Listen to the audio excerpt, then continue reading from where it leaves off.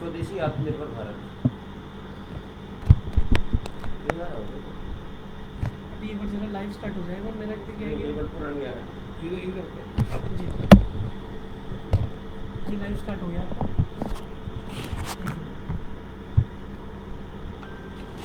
किसी को जुड़ा नहीं है वहाँ से। वो भी करना पड़ेगा, एक हाथ जोड़ने पड़ेंगे ना। बस कोई नहीं, वो अपने आप को स्टार्ट होगा ना एक बंदा। आप स्टार्ट कर सकते हो बाबू। शुरू करें। आपको ही शुरू करना है, आपको आप भी तो स्टार्ट करना सकते हो। अच्छा, मतलब इसमें बाकी लोग हैं। बाकी लोग सुन रहे हैं कि फेसबुक के माध्यम से जैसे लाइव करते हैं ना फेसबुक पे। हाँ। ये आपका फेसबुक लाइव चल रहा है। बातचीत कन्वर्सेशन की बात करते हैं, वहाँ से शुरू होना है, जब ये भी चला जाएगा कन्वर्सेशन में, ये भी कन्वर्सेशन शेयर हो जाएगा। कोई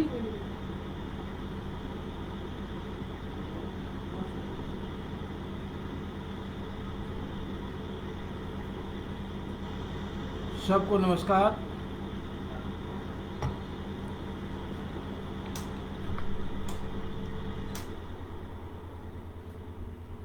आज न केवल भारत, समस्त दुनिया में कोरोना जैसी महामारी का एक भयंकर विस्फोट हुआ है, जिसके कारण से विश्व की सभी मानवता यह भयभीत है और कोरोना से प्रताड़ित है। भारत में लोग जिस प्रकार की जीवन दिनचर्या से रहते हैं, वह अपने आप में एक अनूठी है। हजारों लाखों वर्षों से जो ऋषि मुनियों का जीवन रहा और ऋषि मुनियों के संस्कार के कारण से जिस प्रकार से यहाँ का देश, यहाँ के लोग, यहाँ का समाज स्वावलंबी और आत्म केंद्रित होकर के अपने पैरों पर खड़ा होकर के रह सकता है, यह संस्कार हम सबको मिला है। इसलिए आज की परिस्थितियों में भारत समस्त दुनिया से हट करके एक स्वयं का विश्लेषण करते हुए आगे बढ़े, तो आज हम इन परिस्थितियों का लाभ उठा करके दुनिया के नेतृत्व के लिए आगे आ सकते हैं। आत्मनिर्भर क्या है? आत्मनिर्भर आत्मविश्वास और एक कहेंगे कि जिसको स्वाभिमान, यह दोनों का मिला जुला एक और गठजोड़ है। जब तक आत्मविश्वास नहीं रहता है, जब तक आत्मनिर्भरता की इच्छा नहीं होती है, तब तक व्यक्ति अपने पैरों पर नहीं खड़ा हो पाता है। व्यक्ति की आत्मनिर्भरता व्यक्ति पर परिवार निर्भर करता है। परिवार की आत्मनिर्भरता, परिवार समाज का अंग है। परिवार से समाज की निर्भरता और समाज की निर्भरता से देश का आत्मनिर्भर होना, यह आपस में इंटरलिंक्ड है, आपस में जुड़ी हुई है। अपने देश में जब से आदरणीय प्रधानमंत्री श्री नरेंद्र मोदी जी आए, तब से स्किल्ड और आत्मनिर्भरता, ये दोनों शब्द प्रचलित हुए हैं। इस देश का व्यक्ति स्किल होकर के एक अपने आंतरिक जो उसका सामर्थ्य है, उस सामर्थ्य के अनुसार एक निपुण होकर के जब अपनी आत्मनिर्भरता यह प्रकट करेगा, अपने पैरों पर खड़ा होगा, निश्चित रूप से परिवार संपन्न बन जाएगा और परिवार संपन्न है तो परिवार से समाज बनता है और समाज से देश बनता है। इसलिए आदरणीय प्रधानमंत्री ने सर्वप्रथम एक सामान्य व्यक्ति को, एक युवा को, जो कि दुनिया में आज कहते हैं कि सबसे ज़्यादा युवक भारत में हैं, एक युवक को उसकी पोटेंशियल, उसके आंतरिक जो उसकी विशेषताएं हैं, उसका सामर्थ्य है, उस सामर्थ्य को निकाल करके और उसके अनुसार उसको सामर्थ्यवान बनाना, एक जानकार बनाना, एक स्किल्ड बनाना, यह उन्होंने बार बार कई बार दोहराया है। उसके कारण से वह आत्मनिर्भर बन सकता है, लेकिन इसमें उसका आत्मविश्वास और उसकी इच्छा शक्ति यह चाहिए। उसके मन में यह एक संस्कार चाहिए कि मेरी आत्मनिर्भरता से ही मेरे देश की आत्मनिर्भरता और यह निर्भर करती है, यह जुड़ी हुई है। मैं आत्मनिर्भर बनूंगा तो मेरा समाज आत्मनिर्भर बनेगा, मेरा समाज आत्मनिर्भर बनेगा तो मेरा देश खड़ा हो जाएगा। गांधी जी ने जब स्वदेशी का नारा दिया तो निश्चित रूप से गांधी जी का उसमें एक दूरदर्शिता का विचार था कि ये देश सोने की चिड़िया कैसे बन सकता है, कैसे हम सोने की चिड़िया थे। उस समय किसान खेत से एग्रीकल्चर प्रोड्यूस पैदा करता था, इसी प्रकार से हमारे छोटे छोटे उद्योग, छोटी छोटी चीज़ें वह दुनिया में चमत्कारिक थी। यहाँ का कपड़ा, यहाँ का चमड़ा, यहाँ का केमिकल उद्योग, यहाँ का और धातु उद्योग, यह दुनिया को चमत्कृत करता था और उसके कारण से सारी दुनिया में यहाँ का माल यह एक्सपोर्ट होता था और उसी के आधार पर देश सोने की चिड़िया बना। परंतु सैकड़ों वर्षों की गुलामी के कारण से अंग्रेजों ने हमको उस आत्मनिर्भरता से, उस छोटे छोटे उद्योगों से अलग कर करके हम दूसरों पर निर्भर होते चले गए और धीरे धीरे हमारी सोच, हमारी क्रियाएं, हमारी कृति यह सब बदलती चली गई और हम न केवल फिजिकली बल्कि हम मानसिक रूप से भी गुलाम होते चले गए, जिसको गांधी जी ने पहचान करके गांधी जी ने कहा कि स्वदेशी ही इस देश को संपन्न और आत्मनिर्भर बना सकती है, स्वावलंबी बना सकती है। और यह नारा खूब चला और पूरे देश में खादी का उपयोग हुआ। गांधी जी के जो चरखे का एक चमत्कार था, उसका मतलब था कि हमारे यहाँ बहुत कपास होती है और उस कपास से कपड़ा बनता है, उस कपड़े से बुनकर हमारे मजदूर, जो हमारे बुनकर थे, वो कपड़ा बनाते थे। कई जगहों पर मलमल का, ढक्का की मलमल बड़ी प्रसिद्ध थी, उसके कारण से अच्छे उसका क्वालिटी का कपड़ा बनता था। स्वदेशी खादी मतलब इतना विशेष कपड़ा बनता था और उसके कारण से करोड़ों लोग यह आत्मनिर्भर होते चले गए। यह एक विशेष बात गांधी जी ने बताई थी, लेकिन उसके पीछे का तथ्य यही था कि दुनिया में सक्षम बनना है, दुनिया में और एक तरह से दुनिया का नेतृत्व करना है, तो आज हमको आत्मनिर्भर बनना पड़ेगा। आत्मनिर्भरता का एक माध्यम खादी था, स्वदेशी था। स्वदेशी में सिर्फ कपड़ा नहीं आता है, स्वदेशी में बहुत सारी चीज़ें आती हैं। लेकिन पंडित जवाहरलाल नेहरू पहले प्रधानमंत्री बने और उनके कारण से उनका जो मिशन था वह आत्मनिर्भरता का नहीं था, वो नकल का था। दुनिया में जहाँ भी जाते थे वो बड़े बड़े उद्योग देखते थे, बड़ा बड़ा वो करते थे और उसके कारण से हम दूसरों पर निर्भर होते चले गए, बजाय आत्मनिर्भर होने के, बजाय अपनी चीज़ें होने के। एक छोटा सा उदाहरण मैं बताऊंगा आपको। हमारे साथ ही जापान थोड़ा सा हमसे बाद में ही आज़ाद हुआ। जापान ने कुछ मशीनें खरीदी अमेरिका से। जापान उन मशीनों को ला करके उसके मैकेनिक उन मशीनों का अध्ययन करने लगे और उन मशीनों को और उन्होंने अपने शोरूम में रख करके उसके अनुसार उनकी उससे अच्छी, उससे बेटर मशीन कैसे बना सकते हैं, ये बना करके वहाँ के और जो उनके कर्मचारी थे उन कर्मचारियों ने किया। भारत में क्या हुआ, बाहर से लाते गए और उन्हीं पर निर्भर होते चले गए, उसी की निर्भरता पर चलते गए। एक छोटी सी कहानी आती है कि यहाँ पर एक बार जब टीपू सुल्तान के साथ युद्ध हुआ अंग्रेजों का, तो जो बंदूकें हैं वो बंदूकें अंग्रेजों के द्वारा दी गई बंदूकें थी, 303 की बंदूकें थी। तो वहाँ के अंग्रेजों के जो कमांडर था उन्होंने एक्सप्लेनेशन की कि ये बंदूकें उनके पास, भारतीयों के पास ऐसे की। तो वहाँ के कमांडर ने कहा कि अगर ये बंदूकें हम इनको नहीं देते तो ये ऐसे लोग हैं कि हमसे कई गुना अच्छी बंदूकें बना सकते हैं, इसलिए ये हमारे ऊपर निर्भर रहें, हम जब भी चाहेंगे इनकी सप्लाई कर सकते हैं, इसलिए ये चीज़ें इनको दी हैं ताकि हमसे बेटर ना बना सके। यह भावना सामान्यतः अपने देश में और घर करती चली गई।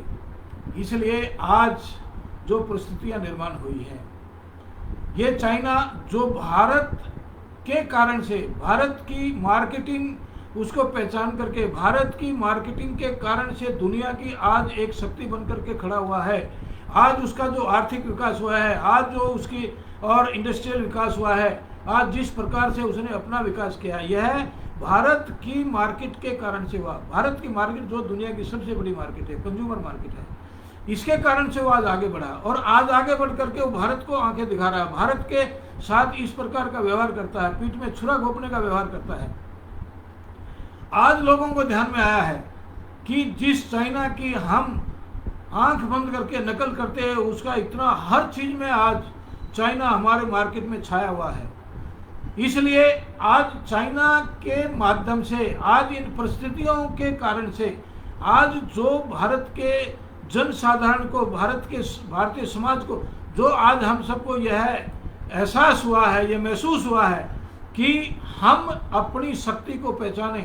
हमारी शक्ति क्या है? हमारी कंज्यूमिंग इतनी बड़ी मार्केट है, उस मार्केट की मूल्य को पहचाने और उसके कारण से हमको अपनी आवश्यकताओं की पूर्ति करने के लिए स्वावलंबी यानी आत्मनिर्भर बनना पड़ेगा। स्वावलंबन का एक दूसरा, और उसमें भी स्वाभिमान जब तक नहीं आएगा, अभी भी क्या करते हैं हमारे उद्योगपति, क्या करते हैं, वो नेपाल में इंडस्ट्री लगाएंगे, चाइना का माल नेपाल में लाएंगे, नेपाल से यहाँ लेके आएंगे, वो इंडोनेशिया में जाकर कंपनी लगाएंगे, इंडोनेशिया में चाइना का माल लाएंगे, इंडोनेशिया से यहाँ पर लेकर के आएंगे। यानी इस प्रकार की चोरी और इस प्रकार, क्यों? स्वाभिमान का अभाव है। जब स्वाभिमान होगा, अपने देश प्रेम होगा, अपने देश के प्रति गौरव का भाव होगा, इसके लिए बहुत जरूरी है देश को आत्मनिर्भर बनाना। हम, मैं और मेरा परिवार, यही मेरा संसार। No, it is not like that. इससे देश को हम महान नहीं बना सकते, इसको, देश को आत्मनिर्भर नहीं बना सकते। मैं आत्मनिर्भर बन सकता हूँ, मैं अपने इधर उधर से रिसोर्सेज जुटा करके मैं संपन्न बन सकता हूँ, लेकिन समाज और देश को आत्मनिर्भर नहीं बना सकते। आत्मनिर्भर बनाने के लिए आत्म गौरव और आत्मविश्वास, ये दोनों चीजें चाहिए। हम कर सकते हैं, ये भावना चाहिए। और हम कर सकते हैं यानी किसके लिए कर सकते हैं? मुझे सिर्फ आत्मनिर्भर स्वयं बनना ऐसा नहीं है। मेरी आत्मनिर्भरता मेरे समाज को भी आत्मनिर्भर बनाएगी, मेरे देश को भी आत्मनिर्भर बनाएगी। ये भाव महत्वपूर्ण है। इस भाव को हमको जब तक यानी कल्टीवेट नहीं करेंगे, समाज में ये जागरूकता नहीं लाएंगे, समाज में ये भाव नहीं लाएंगे। आज प्रधानमंत्री का जो संदेश है उसको आप समझिए, आत्मनिर्भर बनना और देश को आत्मनिर्भर बनाना। देश के लिए हम आत्मनिर्भर बने, देश को आत्मनिर्भर बनाने के लिए आत्मनिर्भर बने। अब देखिए, हमारे घरों में हमारी माताएं बहनें हैं, प्राचीन काल से, सैकड़ों वर्षों से हमारे घरों में छोटे छोटे उद्योग बनाते थे। हमारी बहनें, हमारी माताएं बहनें, उनका इतना पोटेंशियल है, वो इतना इंटेलिजेंट है, हैंडीक्राफ्ट, इतना अनेकों प्रकार की छोटी छोटी चीज़ें वो घर में बनाती हैं। क्रोशिया का काम करती हैं, बुनाई कढ़ाई का काम करती हैं। विदेशी लोग दांतों तले उंगली दबाते हैं, ये कैसे बनाया गया, उस बातों को वो पसंद करते हैं। कितना एक्सपोर्ट हम करते थे। यह है जो हैंडीक्राफ्ट का काम है, क्रोशिया का काम है, और यह जो कढ़ाई बुनाई का काम है, ये बाहर भेजा जाता था। लोग उसको बहुत पसंद करते थे। धीरे धीरे करके वो मशीनों पर चल पड़ा। मशीनें भी कहाँ से? चाइना से मशीनें लाते हैं, और चाइना को ही इसका इनडायरेक्टली लाभ होता है। हम उस प्रकार की मशीनें बना सकते हैं। हमारे घरों में हमारी माताएं बहनें, हमारे व्यक्ति, हमारे पुरुष कढ़ाई का काम करते हैं, बर्तनों का काम करते हैं, बुनाई का काम करते हैं, और उसमें सोने की कढ़ाई होती है, हीरे जवाहरात के काम होते हैं। छोटे छोटे उद्योग हमारे आज पूरी दुनिया को चमत्कृत करने के लिए थे, लेकिन वो काम आज हमने मशीनों पर या विदेशों के मशीनों के आधार पर हमने धीरे धीरे हम उससे दूर होते चले गए। इसलिए आज खिलौने का उद्योग किसने ले लिया? चाइना ने ले लिया। आज इंडस्ट्रियल जो इंडस्ट्री बनाते हैं उसके पुर्जे, उसकी पूर्ति ये उन्होंने ले ली। मूर्तियाँ, आज भगवान की मूर्तियाँ पूजा हम करते हैं, वो मूर्तियों का निर्माण कहाँ होता है? चाइना में होता है। इलेक्ट्रिसिटी का सामान यह चाइना में बनता है। वो सारी चीज़ें हम बना सकते हैं, जब तक हम नहीं बनाएंगे हम उसका उपयोग नहीं करेंगे। कोई ऐसी, अब खिलौने हैं, चाइनीज खिलौने क्यों है? हमारे बच्चे उसके बगैर कोई उनका ग्रोथ रुक जाएगा ऐसा नहीं है। लेकिन अगर हमारे अंदर गौरव है, हमारे अंदर ये आत्मसम्मान का भाव है कि हम विदेशी खिलौने नहीं खरीदेंगे तो हमारी कंपनियां अपने R&D के माध्यम से अच्छे अच्छे इन्वेंशन करके अच्छे अच्छे खिलौने बना सकते हैं।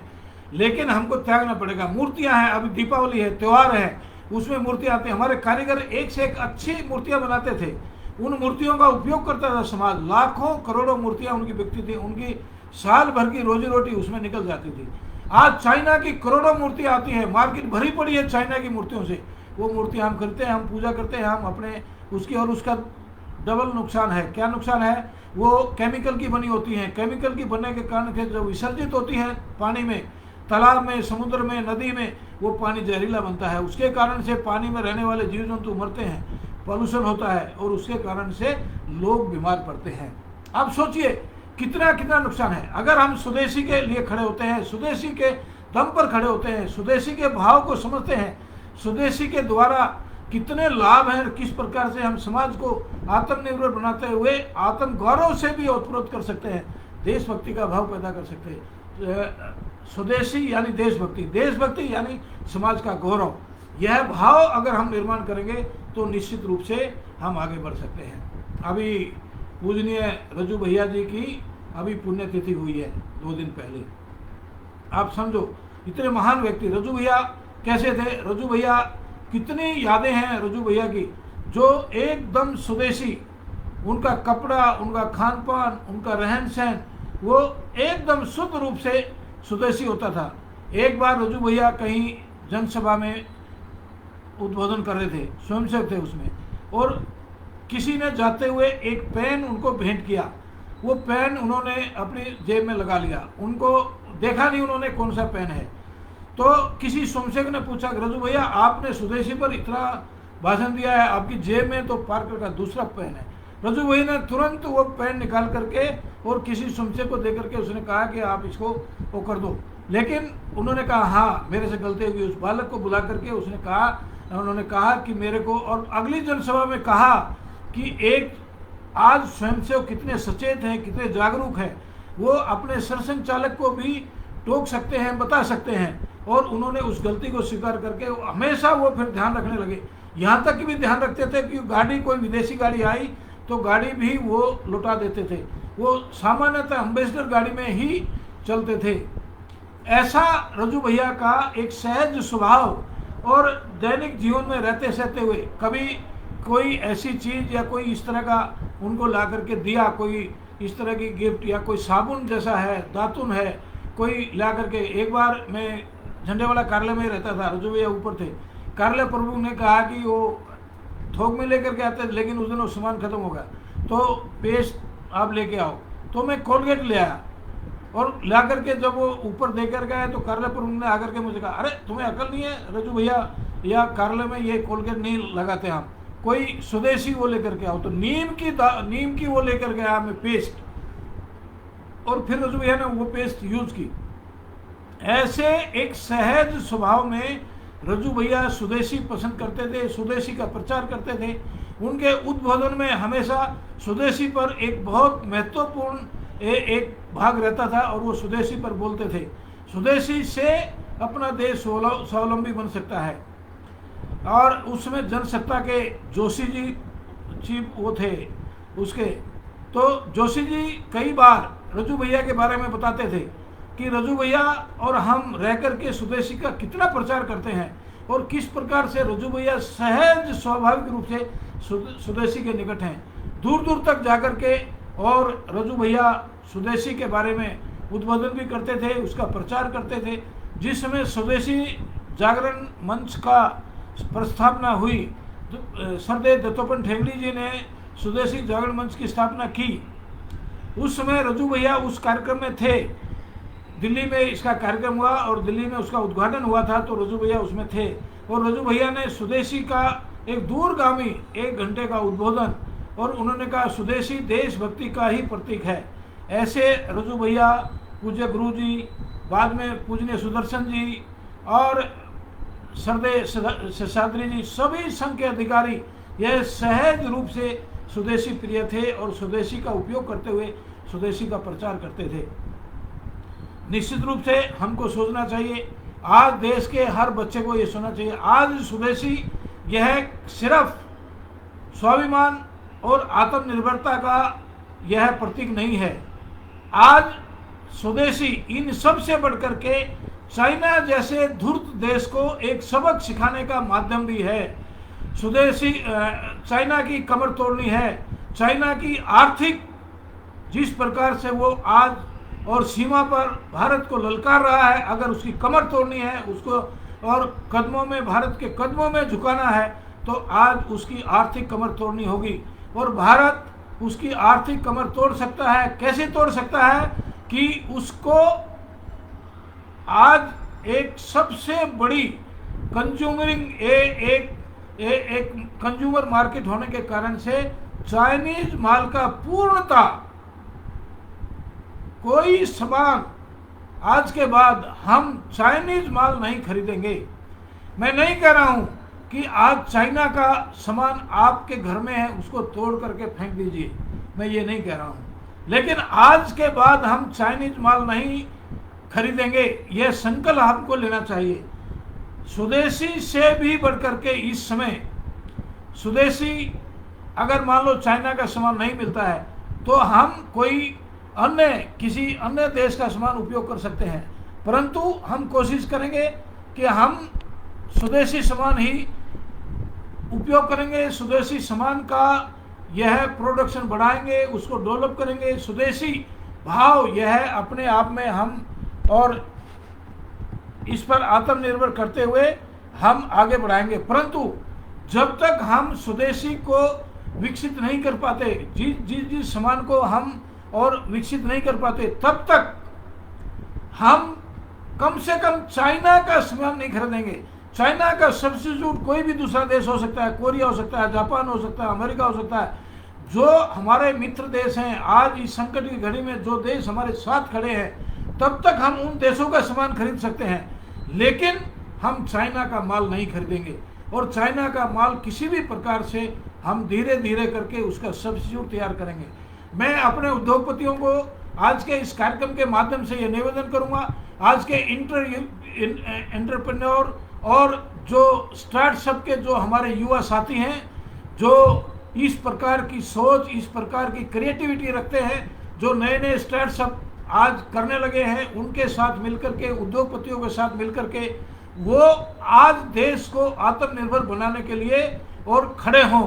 और वो खड़े ही नहीं हो तो वो इस प्रकार के सारे और एक प्रयास जिस चीज़ में, जिस क्षेत्र में, जहाँ भी, और भारत इस प्रकार से आवश्यकताओं की कमी लग रही है, उस प्रकार के माल की कमी लग रही है, उस प्रकार का स्टार्टअप बना करके उद्योगपतियों की मदद से उस सारी पूर्ति को आगे बढ़ाएं। अब देखिए, आप कल तक हम सोच भी नहीं सकते थे, आज कोरोना की इस महामारी के दौरान वायरस के को पैदा करने या वायरस बनाने के उसमें भारत आज पहले नंबर पर है। आज देश के प्रधानमंत्री ने ये चुनौती दी है, दुनिया को बताया है कि भारत के नेतृत्व के कगार पर आज नेतृत्व करने के और एक उस पर खड़ा है भारत की कल को अगर भारत कोरोना की वायरस यह विकसित कर लेता है, दुनिया से पहले कर लेता है, तो भारत दुनिया की एक शक्ति बनेगा। निश्चित रूप से एक वायरस के माध्यम से ही दुनिया की शक्ति बनेगा। अगर मान लो कुछ देश वो भी लगे हुए हैं, प्रयास कर रहे हैं, वो कुछ दिन पूर्व अगर विकसित कर भी लेते हैं, तो भी आज दुनिया में एकमात्र भारत की ताकत है, भारत का पोटेंशियल है, जो मैन्युफैक्चर करने में, विकसित करने के बाद भी इतना बड़ा मास प्रोडक्शन ये सिर्फ भारत ही कर सकता है। भारत आज हैवी इंडस्ट्रीज में, स्पेस में, चारों तरफ आज भारत दिन दुगनी रात चौगुनी तरक्की करता जा रहा है। और छोटी चीज़ों में, हमारी आवश्यकताओं में जो हम पिछड़े रहे हैं, हम जो और चाइना जैसे देश पर निर्भर होते चले गए। आज आत्मनिर्भर होने का, अपने पैरों पर खड़े होने का, स्वावलंबी होने का, और स्वावलंबन यही है, आत्मनिर्भरता यही है कि एक व्यक्ति कैसे, एक महिला घर में रहती है, उसको हम छोटा काम सिखाते हैं, मानो सिलाई सिखाई, सिलाई सिखा करके उसके अंदर पोटेंशियल है, वो 8 घंटे 10 घंटे काम कर सकती है। मान लो आज मास्क बनाने की, आज पीपी किट बनाने की, आज कोरोना से संबंधित एक्सेसरीज बनाने की आज पूरी देश में आवश्यकता है। हम बाहर से नहीं मंगवाएंगे, विदेशों से नहीं मंगवाएंगे, हम अपने देश में बनी हुई चीज़ें तैयार करेंगे। तो हम अपने घर में माताओं बहनों को उस तरह की चीज़ें बनाने के लिए सिखा सकते हैं, मास्क बनाने सिखा सकते हैं। वो मास्क बनाएंगी, हम उनको मान लो 5 रुपये मास्क दे करके, कपड़ा दे करके और मास्क का डिजाइन दे करके बनवाएंगे, तो हम घर घर में महिलाओं को आत्मनिर्भर बना सकते हैं। वो आत्मनिर्भर बनेंगी, उत्साहित होंगी, आत्मविश्वास के साथ ओतप्रोत हो जाएंगी। तो ऐसे 1 से 2, 2 से 4, एक दीप से जले दूसरा, जलते दीप अनेक, इसी प्रकार से एक आत्मनिर्भर बना, उसे दूसरा बना, ऐसे देश में एक इस तरह की एक चेन चला करके, इस तरह का एक आंदोलन खड़ा करके हम अपने देश को दुनिया की एक शक्ति बना सकते हैं, एक सिरमौर बना सकते हैं। चाइना जैसे देश को उसकी आर्थिक वो तोड़ करके, कमर तोड़ करके, और दुनिया की एक शक्ति के रूप में भारत खड़ा हो सकता है और दुनिया हमारा नेतृत्व करेगी। यह महापुरुषों की भविष्यवाणी है कि 21वीं शताब्दी यह हिंदू शताब्दी है, भारत की शताब्दी है। भारत आज इस कोरोना को, इस विपदा को एक वरदान साबित करते हुए और एक चुनौती स्वीकार करते हुए, और भारत का समस्त समाज, संपूर्ण समाज यह एक आत्म गौरव के साथ किसी भी प्रकार की देशद्रोहितापूर्ण, देश के जिससे देश का नुकसान हो, जिससे देश के आत्म गौरव को ठेस पहुंचे, जिसके कारण से देश कमजोर हो, इसी किसी भी प्रकार की गतिविधि को ना करते हुए देशभक्ति के से ओतपूर्ण गतिविधियां अगर हम करेंगे और संपूर्ण देश, संपूर्ण समाज अगर आज इस परिस्थिति को एक वरदान साबित करने में लग जाएगा, तो निश्चित रूप से भारत एक शक्ति बनकर के खड़ा होगा।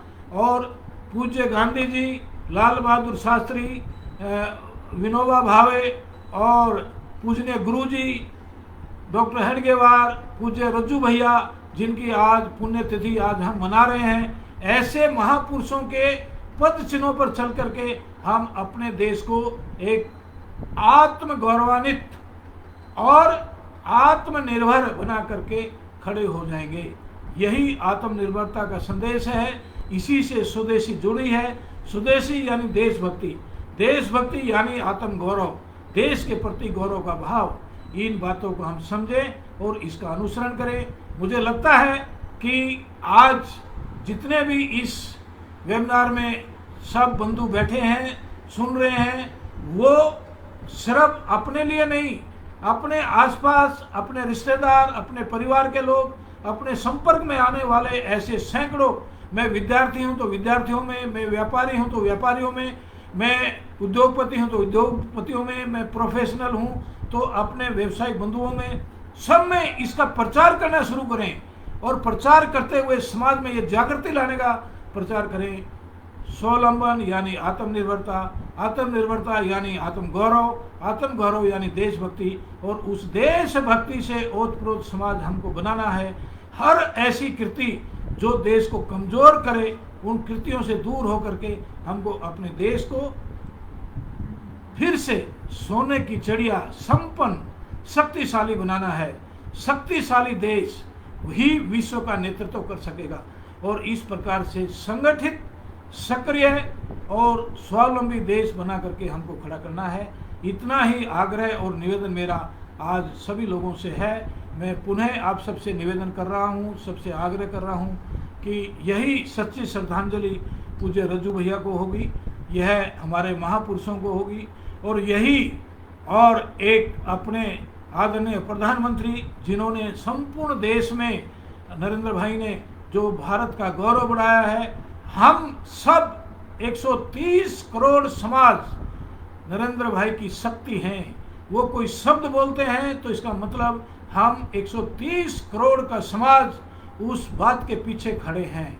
अगर यह भाव, यह आत्मविश्वास, यह आत्मगौरव समझ करके हम आज देश की स्थिति को, देश के आज इस अभाव को देख करके अगर हम खड़े हो जाएंगे तो चाइना क्या, पूरी दुनिया भी भारत का कुछ बिगाड़ नहीं सकती। हम संपूर्ण दुनिया को चुनौती दे सकते हैं, लेकिन एक शक्तिशाली, स्वावलंबी, सशक्त भारत, एक आत्मनिर्भर भारत, एक संपन्न भारत जो दुनिया को रास्ता दिखाएगा, दुनिया के कल्याण के लिए, कर्वंतो विश्वमार्यम, संपूर्ण दुनिया को श्रेष्ठ बनाने के लिए हम निकल पड़ सकते हैं, आगे निकलेंगे।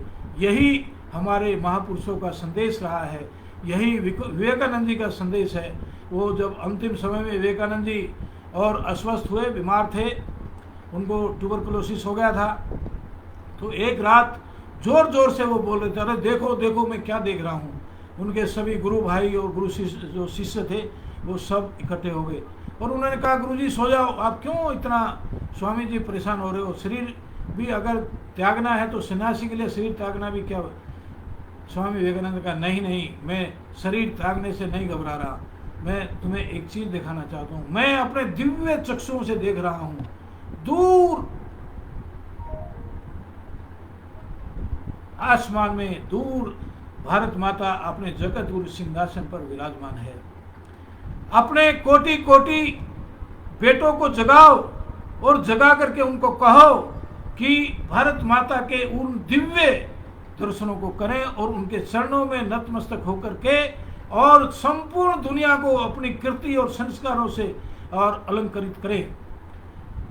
यह समय है जब भारत माता और संपूर्ण दुनिया का नेतृत्व करने के लिए तैयार है, लेकिन उसके लिए 130 करोड़ भारत माता की संतति को स्वामी विवेकानंद की वह शब्द, भारत माता फिर से अपने जगत गुरु सिंहासन पर विराजमान है, पहले से 1000 गुना अधिक दीप्तिमान प्रकाश में, उस प्रकाश को दुनिया को दर्शन कराने हैं। आइए हम सब इस काम में लग जाएं। मात्र 1 साल में हम दुनिया को भारत माता के वह दिव्य दर्शन करा सकते हैं। हम करें, कहें और करें, और यही समय है कि आज हम और अपने देश को एक शक्ति के रूप में खड़ा करके और दुनिया को उसकी अनुभूति कराएं। इतना कह करके मैं अपनी बात समाप्त करता हूँ। मैं आप सबका धन्यवाद करता हूँ कि आपने आज इस समय और मुझे बोलने का मौका दिया। मैं आप सबका बहुत बहुत आभारी हूँ। धन्यवाद।